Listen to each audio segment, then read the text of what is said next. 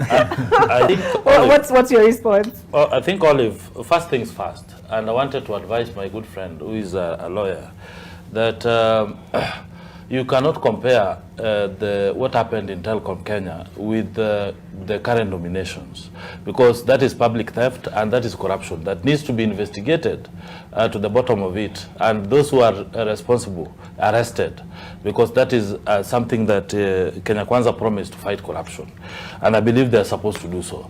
But as a political scientist, you know, it's important to understand what we call public perception. You know, the nominations or the appointment has come at a time when there's public outcry. There's a disruptive opposition. We are being criticized for everything and anything. So it has come at the wrong time. And that is why I said from the start that I don't understand the wisdom behind it, because the president has the discretion of appointing anybody. But we should not reach a point where we reward people for the sake of including people in the government, which is against the intention and the spirit of creating the CSS position.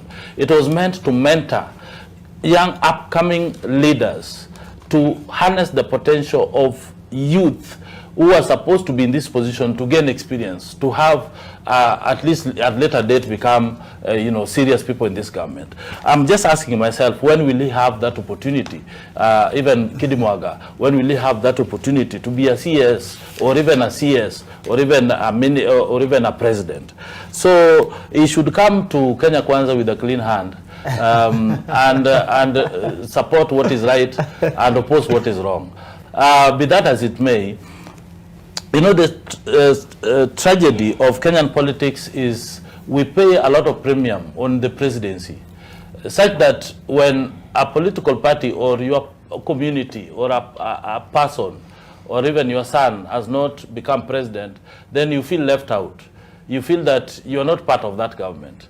And that is why we come up with positions which are sinecures, positions that are meant to reward political friends and even people, just to include them in government, to be seen that your community is represented.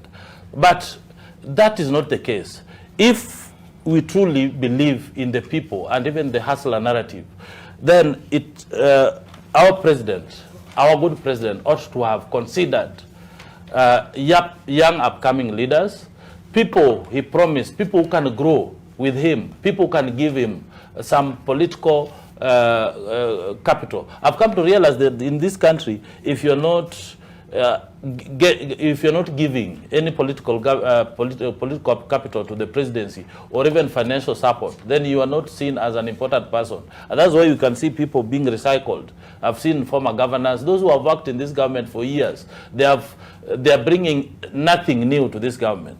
And that's why sometimes we need to have a law in this government whereby after serving for a certain period of time, you don't need to be recycled. You just retire in peace and go home. And I don't see why we should just continue recycling governors, former members of parliament, just because we want to please them. It is not the right way to go. And I want to tell the president that I am saying this in good faith, and I'm calling you out to reconsider this. And the parliament should now, because the president is the appointing authority, they should send back the list and tell the president to only appoint one person per minute, because we don't have to duplicate all these roles. It is not helping anybody. All right.